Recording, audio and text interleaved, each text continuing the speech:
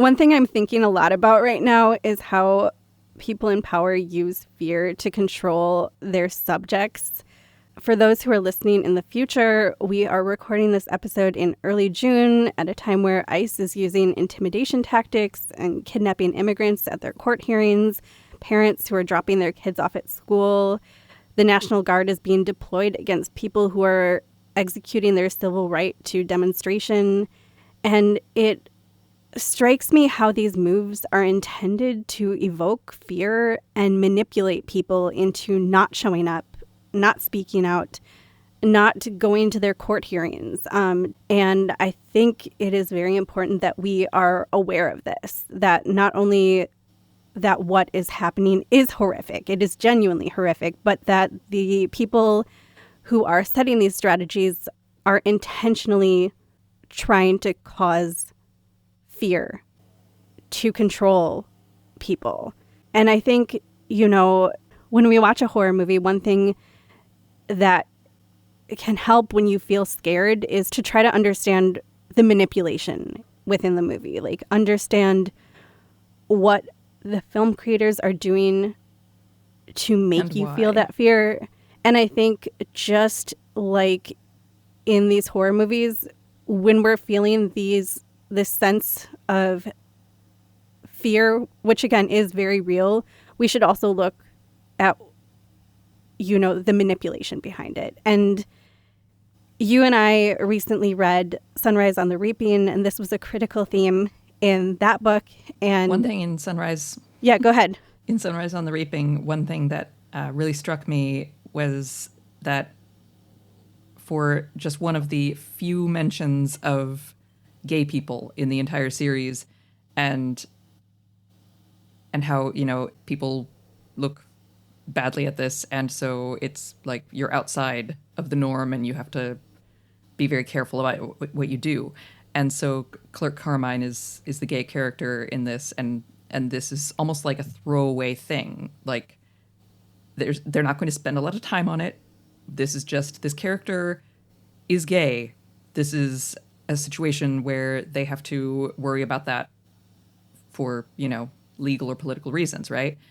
And I think it's very much like how when a city is not a sanctuary city, an area where there are a lot of people who are immigrants, they get worse crime because everybody there is terrified to speak to the police or even be perceived by the police. And so they can't afford to report crime, and they can't afford to stand up and be a witness when somebody else is hurt.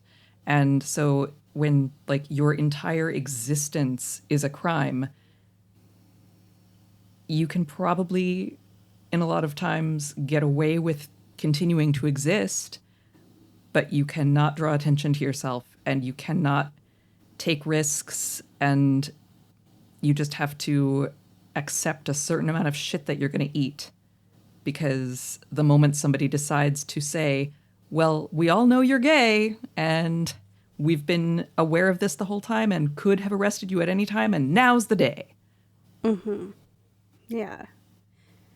So I guess basically what I'm trying to say by bringing this up is, yeah, we should be aware that the goal is to overwhelm you, to manipulate you, to make you feel this sense of fear, and don't let that hold you back.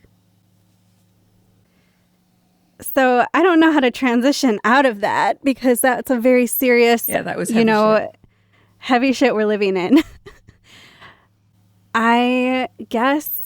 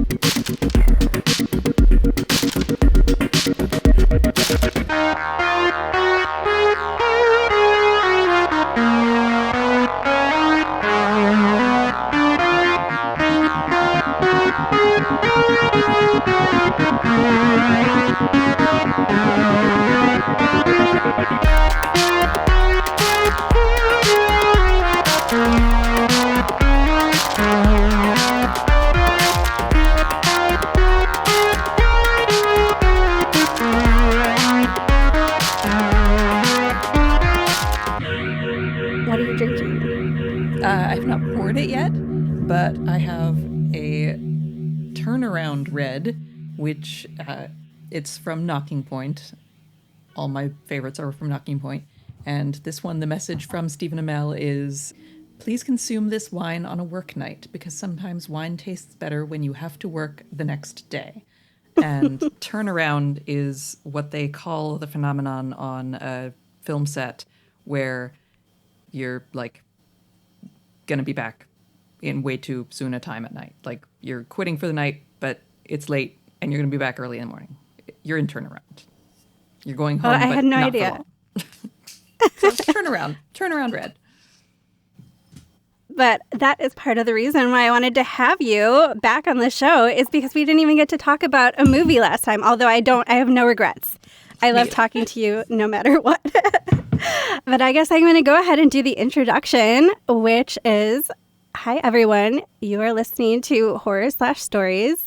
I am your host, Sarah, and at the time we are recording this episode, my co-host, and in my notes, it auto-corrected to co-ghost, which I think is very fitting, should be the official term. But my co-host or co-ghost, Nenya, is on vacation, and appropriate for the movie we're going to discuss today. Her photos look like she is having an amazing time, an amazing retreat, surrounded by beautiful natural scenery. So joining me today on the podcast is once again my dearest, darlingest Dana Sweeney. In addition to the covetous accolade of being my very best friend in the entire world, Dana is an award-winning author. She has published 2 novels so far in the Stronghold series, which is dystopian romance with heat. Her heroes are passionate consent kings who fall first and fall hard, and her heroines stress me out. Dana's authorial mission statement, per her online bio, is telling stories of love, sex, and class warfare for adults who want to believe in happy endings, even in a broken world. And you can hear all about her work in our Season 1, Episode 8, entitled Dana Sweeney and the End of the World, where we did not discuss a movie, so it felt only right to ask her to come back and share her perspective about Alex Garland's harrowing 2022 film, aptly titled Men. And I can think of no one better to talk about men with than Dana. Welcome back to the show. I'm so happy to be here. And this was such an interesting movie to watch. It really was. Yeah. You had suggested this movie. Knowing nothing about it. Yeah. I saw it on a list of full core titles because I knew the season theme, and I was like, men. Well, that's intriguing. That sounds like the sort of thing that would appeal to me. It was a very scary movie, but also very well done. Yes. I kind of love Alex Garland. I think, there's like a short list of men who actually deserve blowjobs, and he's on the list officially as of watching this movie. All men want blowjobs, but they don't all deserve them. He's also done 28 Days Later, right? That he's in which we have the newest installment coming out soon, I think. Is it out already? No, I think very soon though. Okay. I'm bad at knowing anything about film. What other things has he done that I might know, and not I might know of, or that other people will probably know of? Because I will probably be like, I've never heard of that. I should have prepared better because I was not fully prepared. Oh my God, you prepared for every single thing, every single other thing, except for this question I surprised you with just now. No, my instinct was correct. I was like, I want to say Ex Machina, but I don't want to say it and then be wrong. So I just quickly gathered my wits, and yes, Ex Machina is accurate, and that is also an excellent film. And then that means that he also did Annihilation, which was really visually intense and disturbing and good too.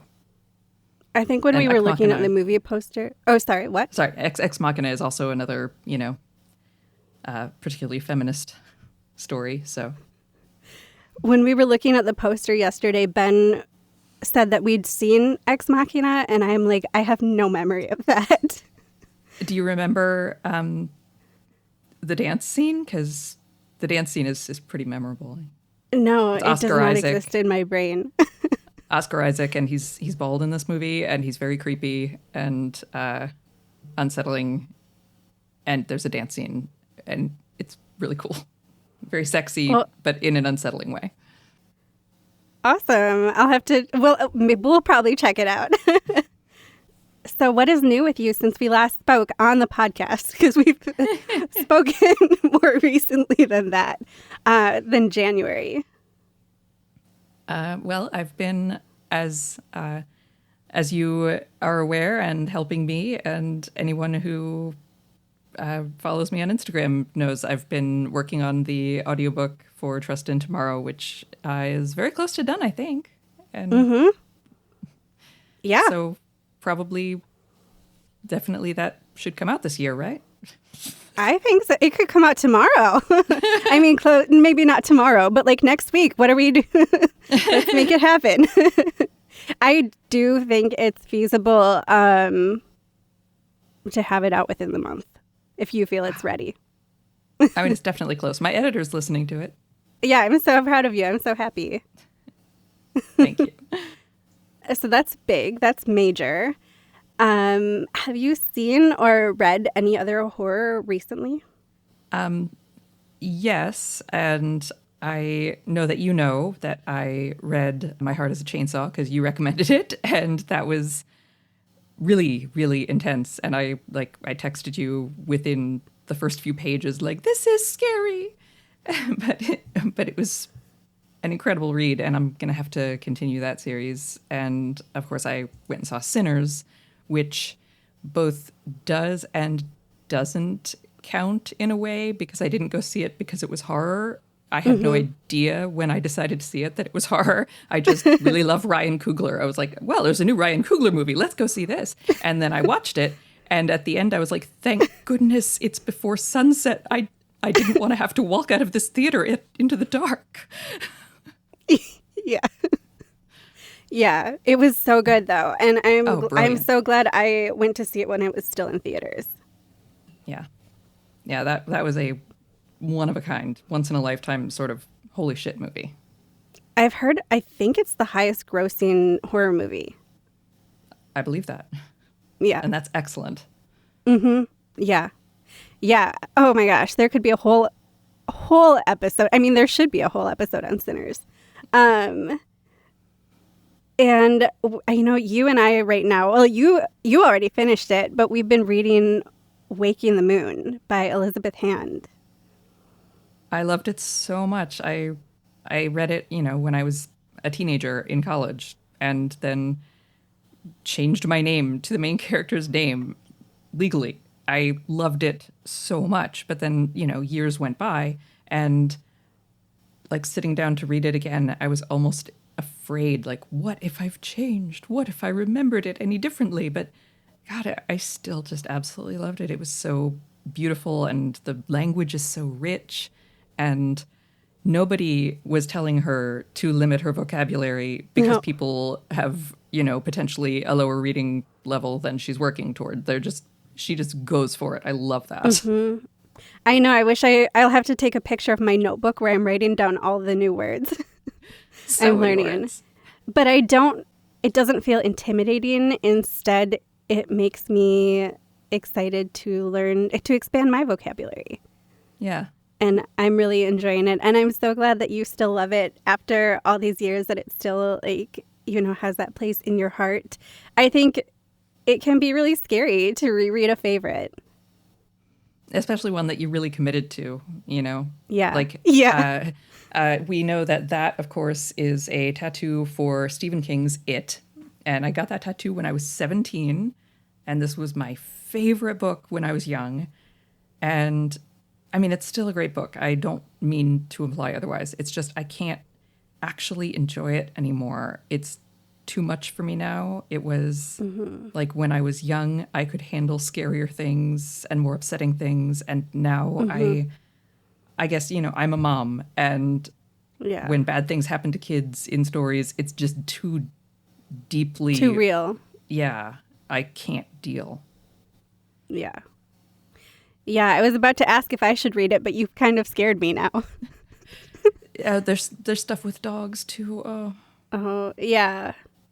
Yeah, too much for me now. So I guess that's a good tie into the next question, which is, it's so funny to ask you these questions because I kind of know the answers already. But I still am going to ask, do you consider yourself a horror lover, and what has your relationship been to the horror genre? I do not consider myself a horror lover, but that's kind of hilarious because I clearly am. I just am very nervous about approaching anything for the first time. I need like a trusted recommendation, basically. And so like, oh, there's a movie by Ryan Coogler. I didn't know it was going to be horror, but it wouldn't have stopped me because I trust him as an artist. And I feel like I trust your recommendations specifically because I know not only do you have good taste, but you know me and you wouldn't send me down an alley where I was going to be horrified, No. So I would try to divert you from that alley. Yeah. Like, let's walk over here instead. Yeah.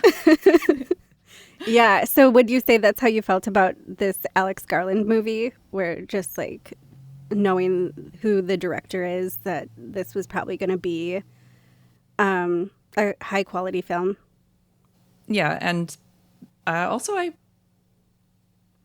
just had a, like, I'm not going to claim to be an expert or anything, but I have not yet seen an A24 movie that I was appalled by.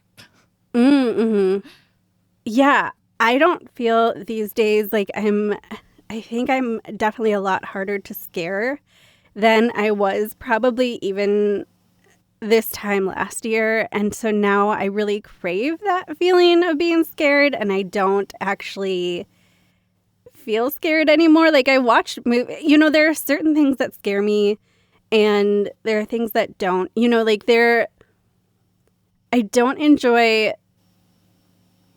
torture porn. Like, I don't know how else to describe it, but like gore in general, like gore in a slasher or gore in Final Destination doesn't bother me. I no fear at all. Which is really weird because I think a lot of people do feel fear watching those movies, or just discomfort.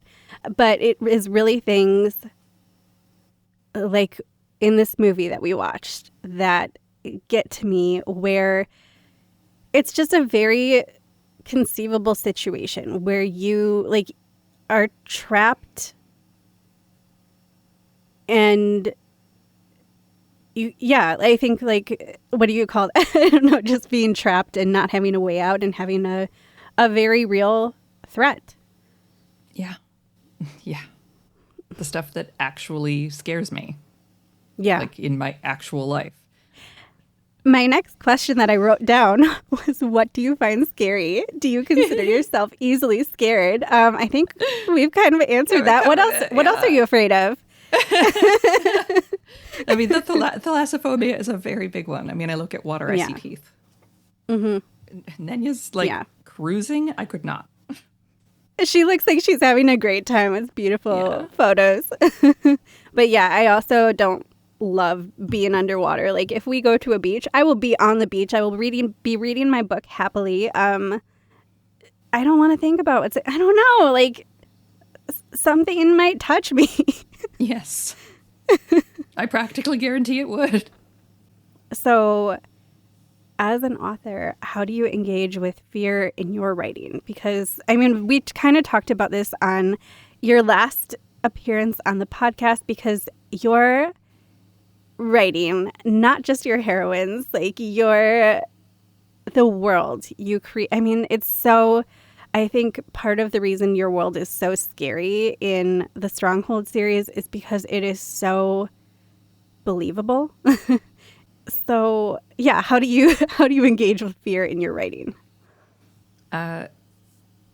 Only with the safety on. I like if I weren't writing romance, I would not be able to talk about scary things because it would just depress me. So I can write about scary things because we all know that at least for our heroes, things are going to work out okay. Like that's the Yeah, only way I can do it. and I think you do such a fantastic job with that. I recently reread your book for the second time, and you'll know because I wouldn't shut up about this. There's a section in the middle that just stresses it. It made me so anxious because, you know, the two characters in Trust for Tomorrow are finally together. Is that a spoiler? I don't want it to be a spoiler. Okay, they're finally together, and the book there's so much of the book left. Like, you know that, and based on this dystopian world they live in, like, there's no possibility of everything just like, okay, we're together now and everything's going to be okay. And you do such a fantastic job of making your readers care about these characters.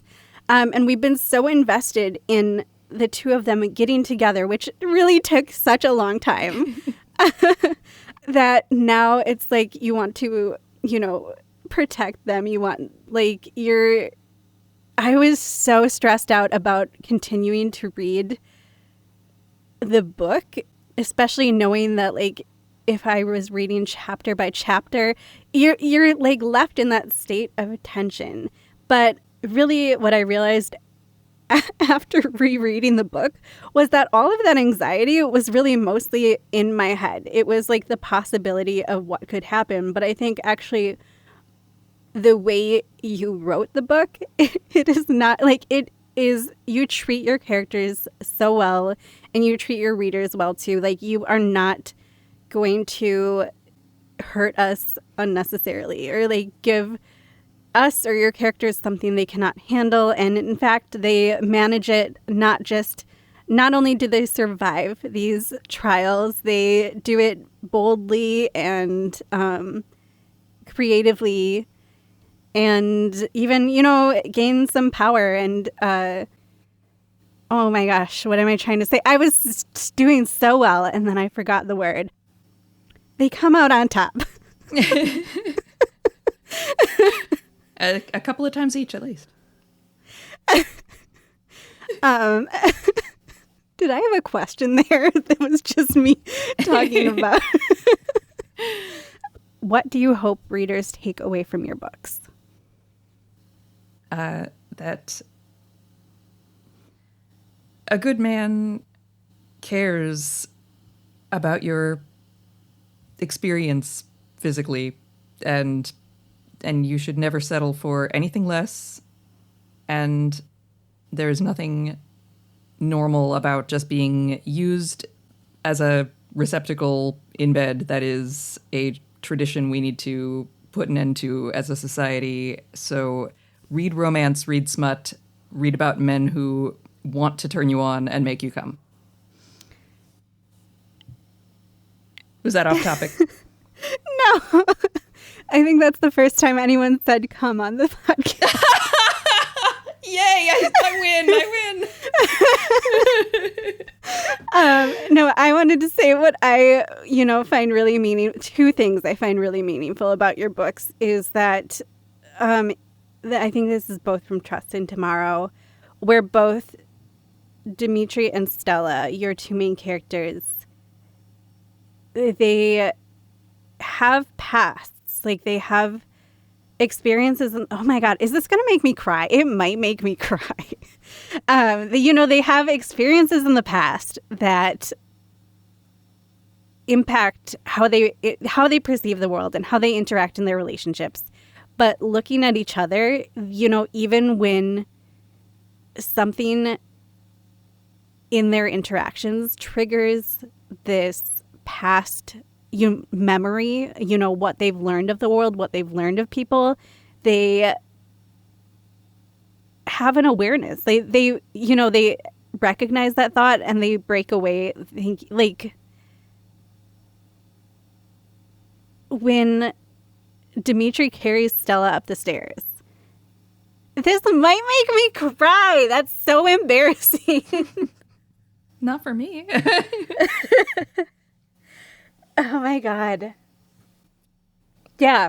So Dana's books make me cry. No, but when Dimitri carries Stella up the stairs and she wants to be like, no, you don't have to do it. And she takes a moment to think like he wants to do this. He says he wants to do this. I'm going to let him do this. Like, I trust him. And yeah. Yeah, that's hard for me. But it shouldn't be. But we are very, very conditioned as women to expect the bare minimum and be like amazed at even the potential for more and then say, oh, no, you don't have to. Well, I think Dimitri does that too, because when Stella goes out into this situation, which he knows has a risk, he, based on his past experience with an ex, is worried about her, wants to control. His instinct is to try to stop Stella from doing this or to control her. But he recognizes that, like, this is a different situation. This is a different person. I trust this person. This person is capable and can handle this danger. And even when Stella goes out and she does end up in danger, like things go so off the rails, he still trusts her to get out of that situation. I mean, not just get out of that situation. We know he has her back, but like he doesn't see her as a damsel in distress. And he doesn't worry that she was ever going to leave on purpose. Mm-hmm. Doesn't feel betrayed. So yeah, as someone with trust issues, trust is a huge, not just in the title of your book, it's a huge theme that shows up in so many ways. The other thing really, speaks to me from your books, among many things, I swear to God, if I cry, I will be so mad. Is just with, Dimitri is feeling so much guilt about, he is in this position of safety within the strong. Oh my God. Do you need a break? He is in this position of safety within the stronghold, and I'm looking at my notes as if I'm reading my notes. My notes don't say this at all. Okay, so Dimitri is in this position of safety within the stronghold, and he made some decisions in the past which led him here, and he wonders, if I hadn't ended up here, would my sister, what happened to my sister? Would my sister be safe? He feels, this survivor guilt, and then Stella, reassures him that, like, every single thing, every single decision or choice or every single thing that's happened to you to lead you to where you are now has, oh my God, I just forgot every single thing. What am I trying to say? No, they both have the like cascade of my past decisions and what I have done that might have led me in various directions, sorts of thoughts at various points. And for him, it's his sister. And for her, it's like, I have done terrible things and I have suffered terrible things. And like, did I do all of this to myself? And is there any way that any of it could ever be like forgiven? And so for me, it's every time I think about anything that I've suffered or anything that I've done that I think, what a fucking idiot, I was. Every time I start on any of that path, I go, oh, but my daughter. Yeah. My daughter exists. That proves that I am in the right timeline, no matter what else. Yeah. And that really resonates with me. So that's what I took away from your books. Two things I took away from your books. So before we move on to actually talking about the movie, if someone were to ask you for 3 horror book or movie recommendations, which I know is a very broad ask, but are there any that come to mind as ones you would recommend? A couple of years ago, one of my friends was trying to get into horror, and I gave her like everything off of my shelf that I had at the time. But the ones that I specifically gave her, as opposed to just, oh, and I also own these, I gave her Scream. Obviously, Scream is a classic, and Kevin Williamson is just a masterful writer. And I gave her Us. Is it a book? No, these are all movies. All movies. Okay. I gave her Us, which we've talked about a little bit, that Us is just a mind-blowing film that I wanted her to watch it so we could talk about it. It's like, I need somebody to talk about this movie with. And I gave her Disturbing Behavior, which probably is a little bit before your time, but trust me, it's really fun. And it's got James Marsden. Everybody loves James Marsden. I have never seen it. We should definitely watch it.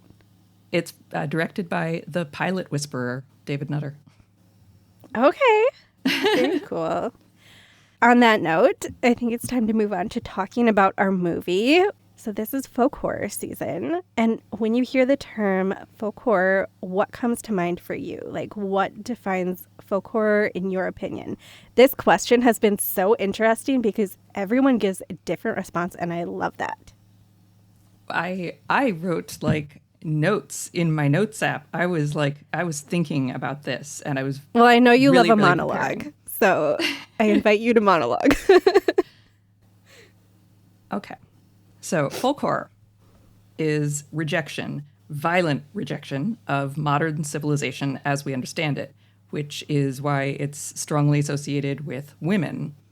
Folk horror, at its core, acknowledges that the architecture of patriarchal capitalist society is antithetical to nature and oppressive to women, which women represent life and nature and creation.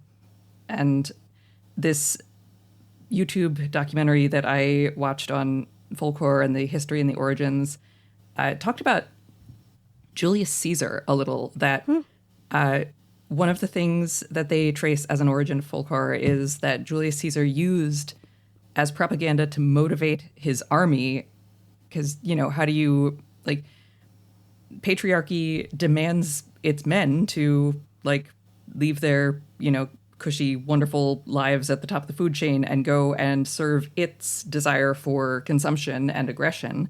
And so one of the ways that you motivate the men to do that is look at these backwards people who want to sacrifice you to their gods. Mm-hmm. Wouldn't you rather go kill them? Which technically probably you might die too, but wouldn't you rather go kill them than let them potentially kill you to their gods? And so that, I think, is like a plausible... I liked that argument that was a part of folk horror, was these backward people want to kill you, so you should go kill them. Yeah. So that, folk horror, very much about taking back the earth and shutting down all of the ways that it's being destroyed. And it's terrifying because it changes life as we know it. But it's also seductive because life as we know it doesn't really feel honest or legitimate or structurally sound at times. Yeah, I think one thing that's so interesting about folk horror is that it's almost, I don't want to use the word neutral, but it emphasizes the flaws of, I think that's usually there's a dichotomy, or especially you'll see modern versus traditional, or you'll see city versus rural, and it emphasizes the flaws of both of those things. And it also emphasizes the good things as well. But I think that's one thing that's so interesting about it, is that neither side comes out unscathed. So do you find folk horror scary in general? Like, if I was like, let's go watch this other folk horror movie that you've never heard of, would you be like, yeah, that sounds scary? Honestly, it seems like a lot of the time men are getting sacrificed, and so that a lot of men. But they like to kill the ones we like a lot of the time, and that upsets me. So, but no, I'm sure I would enjoy it. Oh my gosh, I was listening to a podcast where they were talking about Midsummer, and I wish I could remember what the podcast was, because they were talking about, the way that you haven't seen Midsummer. No. Okay. I won't. Okay. Well, I'll mention what they said later then, after you've seen it. But I have brought this up where Ari Aster, I say this so many times, but like Ari Aster says of his movie that for the men in Midsummer, it's folk horror. For Danny, the main character, the heroine, it's a macabre fairy tale. So I think that's a really interesting, that aligns with what you were saying. Yeah. Do you have any favorite folk horror works?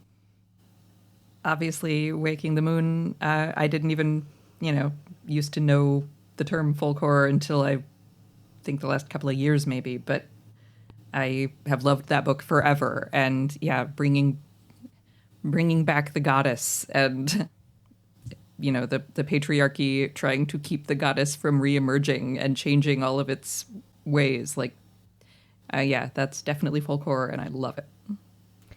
It's truly, I'm only 30% through, but it's truly an incredible book. And it always surprises me that there are so many books, I think, when was it written? The 90s? That I've never heard of. Like, I'd never heard of that book until this year. And I think talking to you and also this season on folk horror, it came up when looking at folk horror books. But there are so many incredible works that I don't know, I feel are less prominent in like what we encounter. Am I wrong about that? Because maybe it's super well known and I just hadn't encountered it before. But that makes me curious to know what else I'm missing, but also just like, how is this not, why isn't everyone obsessed with this? Yeah. So I'm going to make you do the 60-second recap. If we talked about a movie last time, I would flip a coin, but you haven't had the privilege yet. So I'm going to go ahead and set a timer.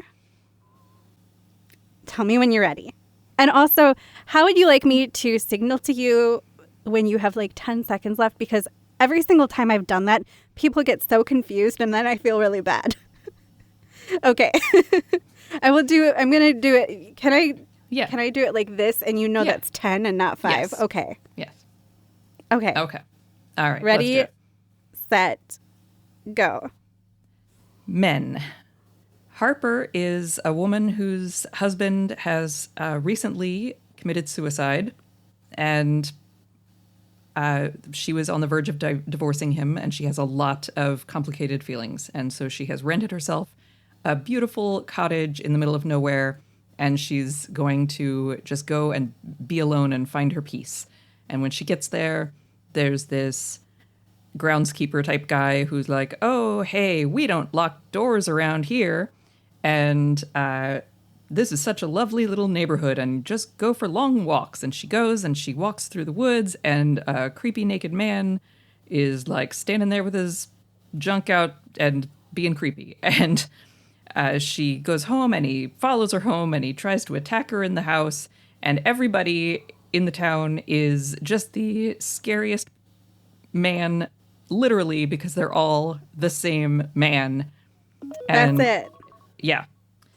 That's hard. That's really hard. It is hard. It's hard to wrap it up at the end. So, yeah, I think you did an excellent job. Would you say, is this movie folk horror? And if so, why? Or if it is not, why not? Yeah, I think it is folk horror, and with like a fascinating and really evocative twist, because the men are kind of trying to appropriate feminine energy and natural imagery and iconography, and the dandelion seeds, I think, are just such a powerful motif going throughout that, like, yeah, this dandelion seeds, they're fucking everywhere. They are just, you can't avoid them, and nobody really wants them, and people, you blow them and people are like, ugh, you're getting dandelion seeds everywhere. We don't want more of those. But like, it's kind of semen, right? Like, men are like, I'm so proud of this, and this is really powerful. This is life force, and everybody wants some, right? And it's like, no, it's fucking dandelion seeds, guy. I would just like to say I love dandelions. Me too. Me too. But yeah, I understand the metaphor. Yeah, I think this definitely embodied the elements of folk horror. You know, it had its pagan roots, I would say, and literally. And you have, again, these two worlds that are colliding, and I think that it was really interesting, the imagery of the Green Man, and I hope I'm pronouncing this right, Sheila na gig, in the church, where you have those pagan images in addition to these Christian, the Christian... the way that her husband basically crucified himself and let her Oh know my God, in I didn't advance. even... Oh yeah, and he tells her in advance, like, in code, like, I'm about to die for your sin. And then he, like, impales his arm, and it's like basic stigmata. Yeah. You saw, oh my gosh. Yeah, that didn't even occur to me. I was just thinking of the stained glass. But I've heard of, like, just, you know, the brief Wikipedia I read today about the Green Man talks about how they built, you know, Christian sites, you know, like churches or cathedrals or monasteries on top of pagan sites, and how these images often appear, I think, in churches as, like, you know, a remnant of this combination of the pagan and the Christian. And so I thought that was really interesting. And I was reading about, you know, like the Green Man and his significance, and I like that was really interesting, the way he is said to represent fertility. I'm looking at the Wikipedia article right now because maybe there's something I actually want to read to share this with folks. But yeah, the Green Man made a literal appearance, you know, not just the sculpture, but a literal appearance in the movie. And he blows the dandelion seeds in her face like he's trying to impregnate her, or, you know, win her over, like practically, like magically roofie her with dandelion seeds. And for a second, you're like, did it work? But then she's just like, okay, I'm going now. And just like runs back in the house and shuts the door. Like, or tries to. She was just frozen for a second. That was really an interesting moment and a really confusing moment, because you're like, what just happened here? And then he reaches his hand in, and then she like actually reaches for his hand, and again you're like, what is going on here? I knew it. I was just like, he's gonna grab her, he's going to grab her, and he did. So I can't find what I was looking for about the Green Man, but I did think it was super interesting about Sheila na gig, where this image, there's a lot of disagreement about what this image represents, and I'm going to read what Wikipedia says. It is a figurative carving of a naked woman displaying an exaggerated vulva. And these carvings from the Middle Ages are architectural grotesques found throughout most of Europe in cathedrals, castles, and other buildings. But I thought what was most interesting was the way people try to hypothesize what these carvings represent, what this image represents. And some people say she's a remnant of a pagan goddess. Other people say she represents fertility. Some people say a warning against lust, a protection against evil. But I thought what was most interesting once again, the great Wikipedia article is the feminist reinterpretation of the image where it says, quoting again, in Wide Open to Mirth and Wonder, Luz Mar Gonzalez Arias argues that the creative reimagining of this medieval female figure can encourage contemporary women to stop perceiving their own corporeality as a heavy, awkward, and shameful burden of guilt. And I thought that was so apt for this movie, like such a relevant symbol.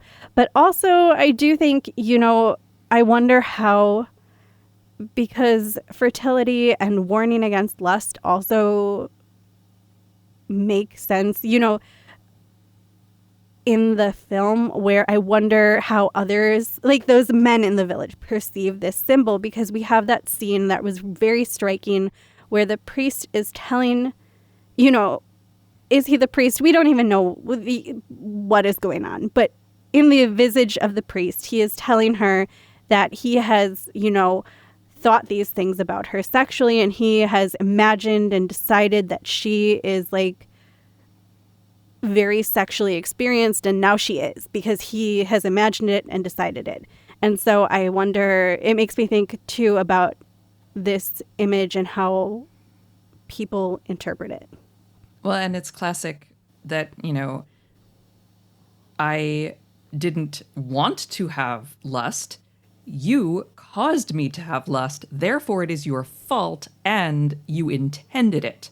And that is a classic. I mean, this movie was like misogyny, the greatest hits, and that's one of the arguments that people have for like the witch trials historically. Like, oh yeah, the women excited the men and were therefore harlots, and you have to blame them for the desire you feel for them. It's something she made you do. Yeah. Mm-hmm. This is all making me think about, the themes of control and legacy and accountability, and how there is this reluctance to accept accountability for the wrongs you have done. And oh my gosh, I don't know if I want to put, I'm like, do I want to put this on there? I don't have a well thought out idea, but it makes me think of those themes. I mean, the husband is just the prime example of that like he would rather threaten her to keep her from leaving and then have her as like a prisoner, essentially, than to just accept that she wants to leave.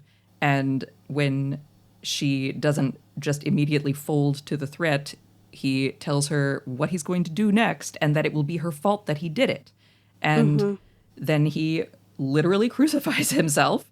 And then he somehow convinces, or conveys from beyond the grave, one way or another, that, yeah, all I ever wanted and still want is for you to love me. And I refuse to earn that love. I shouldn't have to.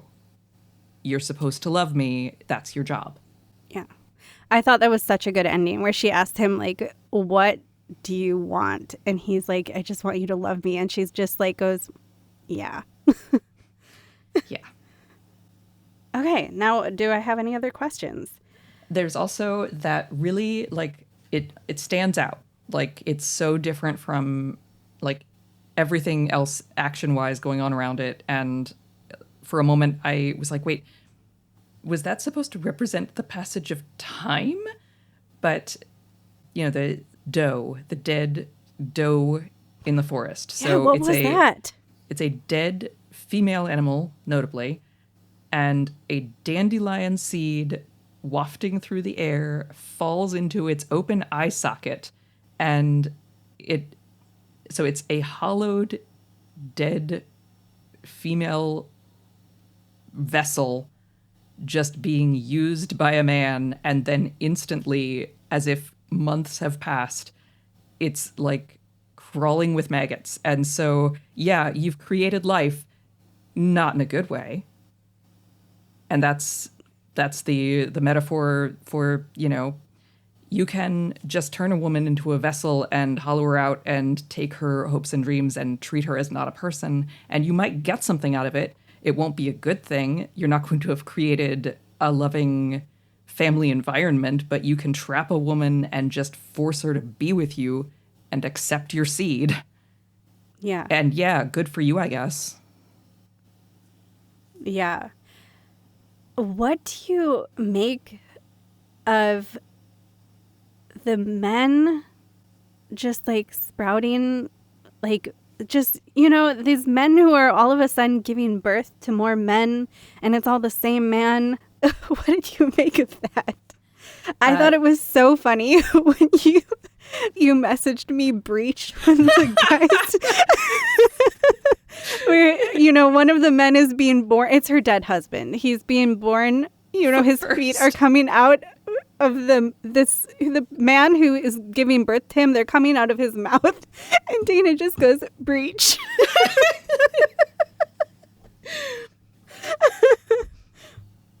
But violent toxicity begets only itself, and then the baby, the first baby that comes out, just looks at her and starts screaming, and it's like, yes, it immediately demands to be your problem.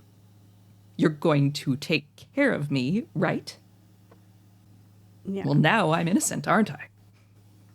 And I also thought of the way there's this idea of all of the men in this village reminding her of her husband, like triggering that for her. And her impulse to be polite and accommodating and accepting of everything. And like, this man is not walking toward me. That's super fucking weird behavior. I guess I'll just keep getting closer to him because it would be rude to turn around and run back inside the house and shut the door when the cop is just like standing there not answering her. Yeah.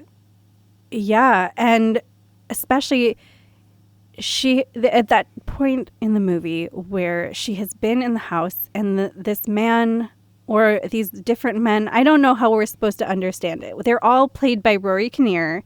They're all the same man, but they're also all different men. But they've all been attacking her in this house. And as she's running away, she hits Jeffrey, who is the house manager. She hits him with her car, and she immediately is like, oh no. I hurt him. Yeah.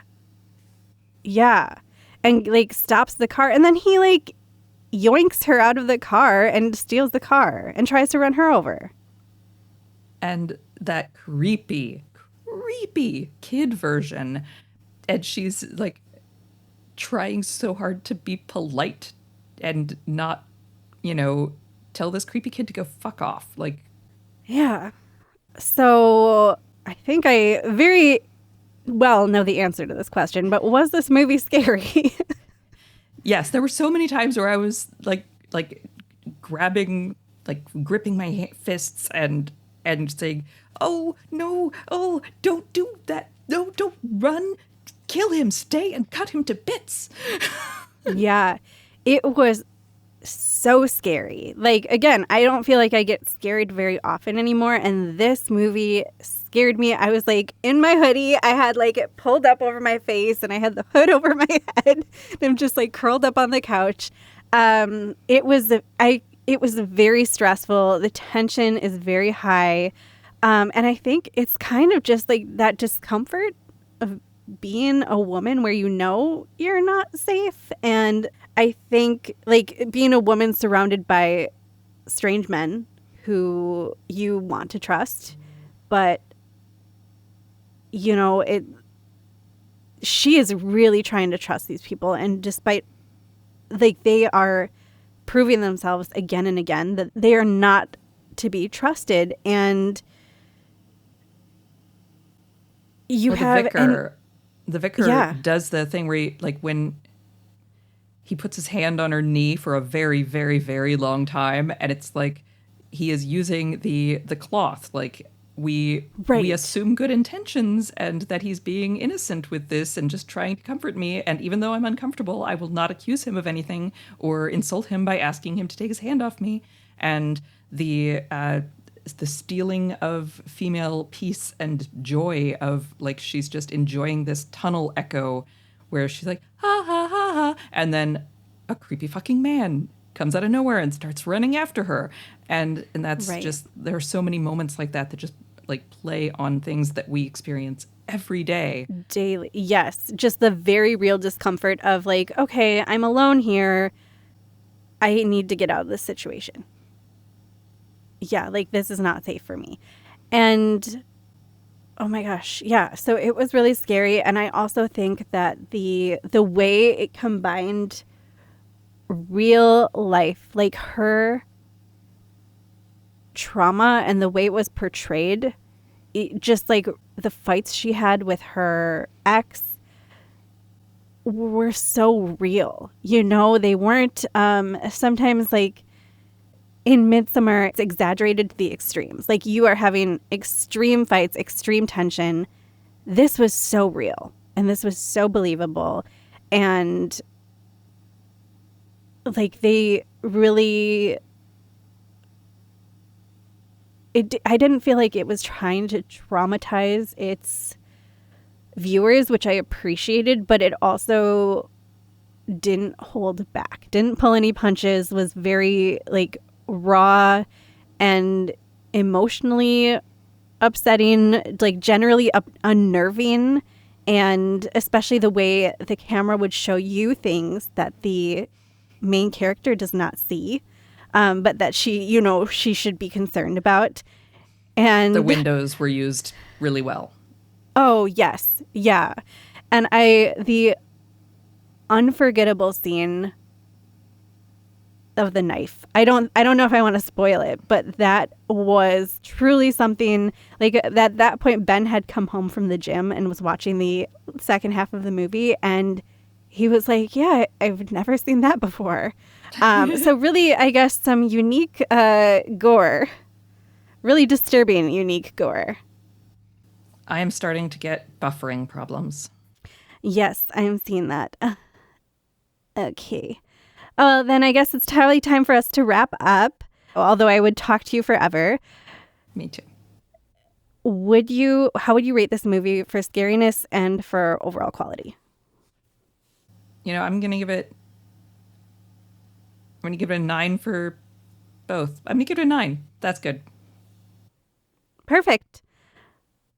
I am going to give it an 8 for scariness and a 9 for quality. But quickly, before you leave, can you tell us where we can find you and your work? My website is danasweeney.com, and I'm most active on Instagram and Threads, Dana Sweeney Author. Beautiful. I obviously think everyone should follow you everywhere. I mean, on your social media, please don't follow her. Literally. Yeah, I told a story about that one on my TikTok lately. So, yeah. About, feeling a little bit stalked. Wait, you'll have to tell me. Okay. And is there anything else you'd like to add? Just, I loved doing this with you. I loved watching that movie with you. It was so much more fun than it would have been alone.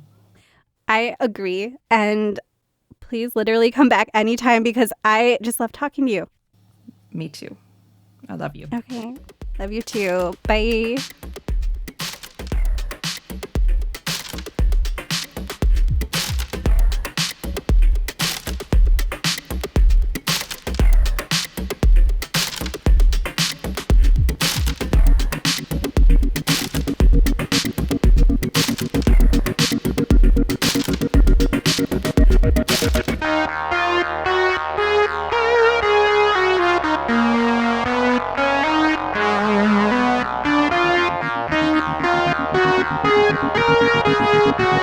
Bye.